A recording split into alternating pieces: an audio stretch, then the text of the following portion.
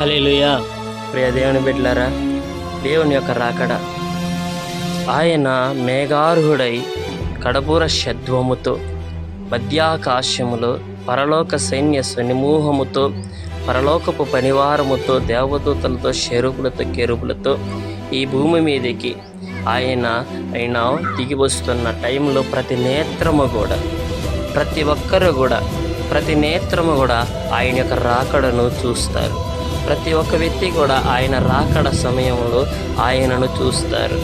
ఆయన కడబూర షద్వముతో వచ్చిన ఆ దినమున ప్రతి ఒక్క వ్యక్తి కూడా ప్రతి నేత్రము కూడా ఆయనను చూస్తారు. ప్రియమైన బిడ్డలారా, ఆయనను చూసిన మనము ఆయన చూసే ఆ టైంలో దేవుని యొక్క కృప, రెండవ రాకడ సమయంలో దేవుని యొక్క కృపను పొందుకున్న వారు ఈ భూమి మీద ఆయన తీర్పు తీర్చడానికై వస్తాడు.